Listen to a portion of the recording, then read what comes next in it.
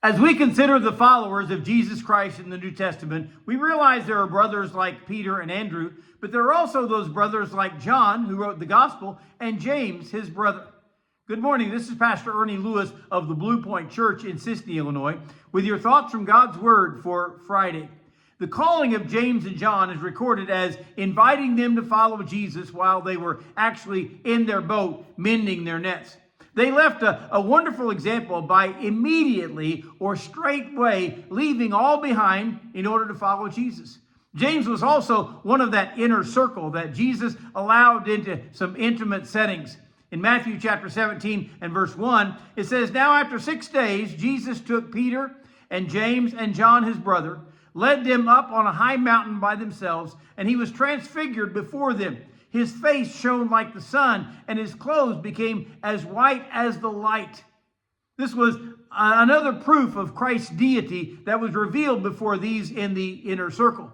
Not only did they see his glory as a bright white appearance before them, but they also saw Moses and Elijah appear before them at the same time. Now, I've always wondered about two things. First of all, how did they recognize Moses and Elijah? I mean, they probably didn't have photos of them hanging on the wall in their home or have monuments of them around. Secondly, I wonder if these two appeared because they were never able to see death on this earth. You know, Elijah was one of those who was taken away in a whirlwind and in a chariot of fire, did not die here. Moses was one who went up onto the mountain, and we presume he died there, but he never really entered into the promised land, and they never saw him again. Nonetheless, James must have had an intuitive spirit that Jesus was able to use him and include him in this inner circle. By the way, one of the other times the inner circle was included was in the Garden of Gethsemane. Jesus left the Last Supper realizing he was headed to the most difficult time in his ministry. And as his disciples began to follow him into that Garden of Gethsemane, he asked them to stop and pray there.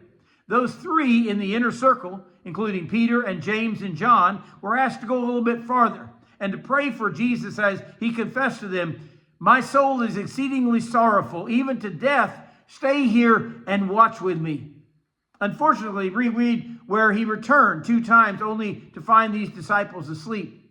Now, it had been a long, exhausting evening, and they surely didn't realize the serious situation of this night. By the way, James was the older brother of John, the sons of Zebedee, also known as James the Great, to distinguish him from that other disciple named James, the son of Alphaeus. And Christian tradition tells us that James even traveled into the Iberian Peninsula and preached in Spain. As a matter of fact, his purported tomb is in Santiago de Compostela in Spain, which has been a major pilgrimage destination since the Middle Ages for many of Jesus' followers. James also became a leader in the church at Jerusalem. In Acts chapter 12, verses 1 and 2, it tells us that King Herod wanted to harass the church.